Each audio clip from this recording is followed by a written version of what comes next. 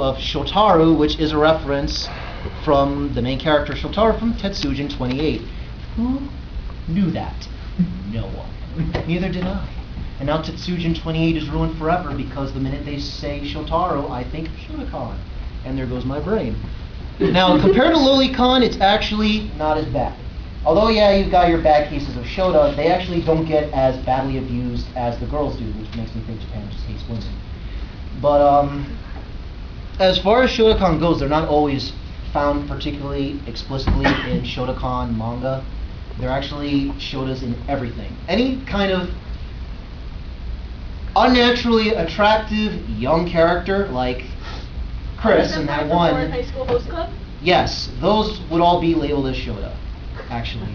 Actually, anything Clamp does. Even the older guys are Shota. Alright? Lee from Cardcaptor Sakura is definitely Shota. Itsugaya is definitely Shota. Not Krillin, though. He's kind of ugly. So, way to pick on the midgets. That's right. Alright, let's go with the far, far more controversial one, actually. Lolicon! Actually, I have no idea who that is. Jisoo, is that a cosplay? That's actually quite good. That is a damn good cosplay, man. Very good. My dude. She's good. She's good. Look at that. Alright, anyway. Alright.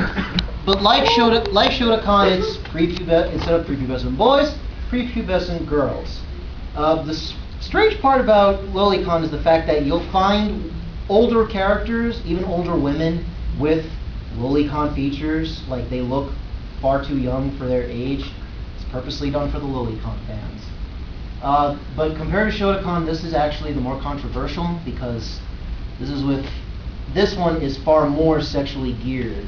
And, little girls, that's kind of, shame on you, Japan. And of course, Japan fucking loves this stuff. Oh my god, it's everywhere. Everywhere in Japan, there is a loli of some kind. Even not so much done in a sexual way, it's just she's dressed really nice. And, yeah, Japanese dudes eat that shit up. And what? For example, the Japanese schoolgirl that the subway runs under. Yeah. The giant statue of a There's a giant statue in Japan, in Shinjuku, of a schoolgirl who can be no more than like 12 years old. And the subway, which goes on a rail above, the rail goes right in between her legs with the skirt foofing up from the the still frame of the train going under it. Stay classy, Japan. That's right. You have daughters, never take them to Japan. Let's see, whether it be visually or in having them enact sexual acts is mostly existent in Japan, actually. Big fucking surprise there. But that's actually true. Nowhere around the world, and normally when we do use young girls in like stories or whatever, they're usually like, I guess, what is it? Like in the case of Matilda, they're innocent stories and whatever, not sexual. Like if Matilda was Japanese, there would probably be about 10 panty shots per the mood. And at some point you're like, she's Japan, she's not. Apparently it's okay for them. Oh, you'll like this. Burusera shops cater to men with lolicon complexes by selling unwashed panties. Men can make dates with teenagers through terukura, which are telephone clubs, and some schoolgirls moonlight as prostitutes. Let's all thank Hideo Azuma for creating this wonderful form of perversion. Hideo Azuma is actually the first mangaka to have created Lolita in his works. So thanks to him, little girls are never safe in Japan. Thank you, Mr. Azuma. Alright, now we're going to talk about random fetishes, which there isn't too much to really talk about, but let's at least give you an image of what a random fetish would be. There you go. The thing is, I'm more scared than she is. Now, alright, let me see if I can actually do all this in one deep breath.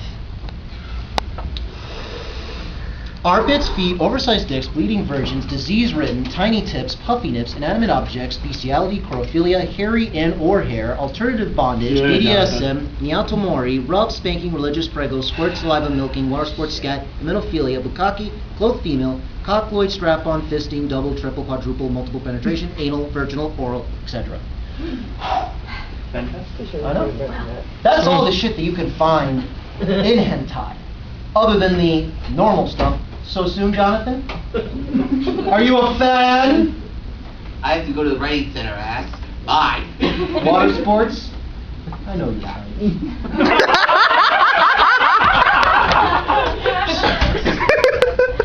You got busted. Alright, if pretty much it's like the internet rule 34. If there's a porn for it, if there can be a porn for it, it exists. It's the same thing in hentai. If there is an actual fetish, just like in real pornography, chances are someone in Japan has animated it in some way. So, if any of that at all suits anybody in here, you're all sick degenerates, and I will take a flamethrower and burn all of you. Okay, moving on to the next one. Omarashi. What? Spewing out water. Yeah, it's water. It's water, right? Right. Okay. Anyway, Omarashi is an actual Uh-huh. fetish subculture that's big enough to meet its way onto this list. That is predominantly found, of course, in Japan. What is fucking wrong with these people, man? What's wrong with a dick goes in vagina and everybody is happy? Evidently somebody in Japan got bored of that, and they were like, let's try peeing on you, and the other people liked it. Anyway, it involves participants experiencing sexual arousal from having a full bladder or the sexual attraction to someone who is feeling a full bladder. Basically, any girl that's got that I gotta pee motion, she looks like she's gotta pee really bad, dudes get off on that. Yeah. Evidently, the longer or the worse you are looking when you have to pee, the better that dude's gonna think. Who knew? Yeah. In other words, it's a feeling hot to someone who seriously needs to find a bathroom and pee. Although, to be fair, this actually occurs more often in eroji, which are erotic games, than it does in actual hentai. Thanks be to Christ. So never play an eroji game, because there's a chance you'll encounter Tsubaki, and she looks like she needs to go to the bathroom. Let her pee, don't let her pee. Well, what happens if I don't let her pee? And for like 10 more chapters later, she still needs to fucking pee. And you're like, well, goddamn, bitch, go ahead and pee. They never let you make her pee now. So she like dies in a gutter somewhere from an exposed kidney. Alright, what? Yo, poor Tsubaki, man. That's not funny, Chris.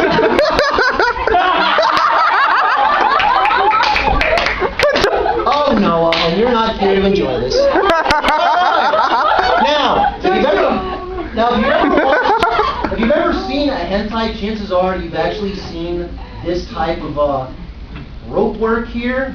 That's actually, it's worldly practice now, but it's actually called, let's see, it's Go back called. for a second? Sure. Oh, you didn't drink it enough? Go ahead. Alright, good, I'll remember it forever. I see. You also practice the Omarashi? Play on, play on. Alright, so she's never coming back. Okay. Japanese bondage is seen through hentai, and yes, you can actually see it on non-hentai affiliated stuff.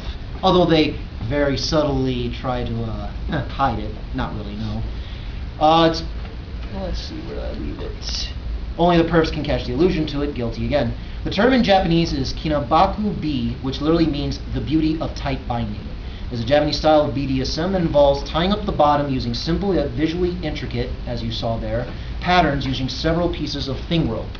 It's actually practiced all throughout Japan, and even in parts of America, Europe, and Asia, they practice it too.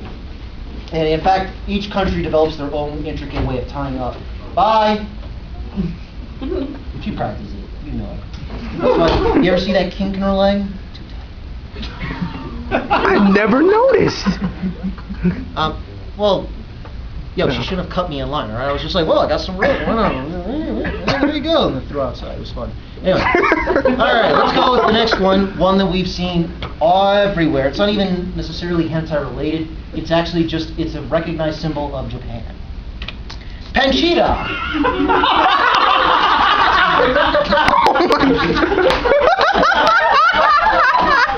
Panchita. No, nobody else is. Well, very nice. Thank you. Alright, allow me to explain.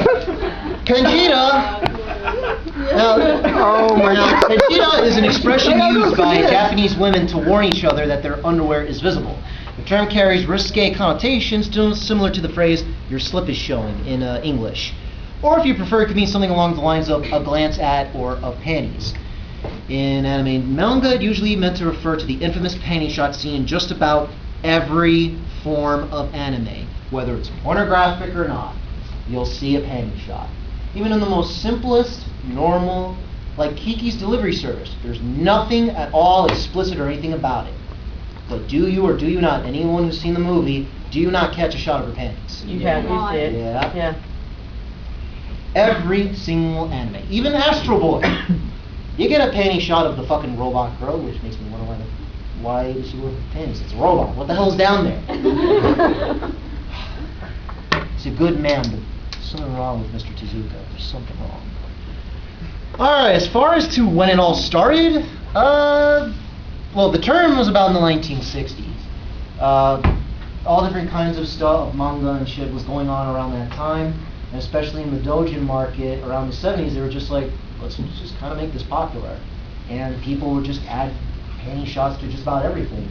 Now, later on, at about the late 70s and then on, they decided to incorporate it more as a kind of a pervy thing to get guys into it. It's like, look at that hot girl swing, and there you go.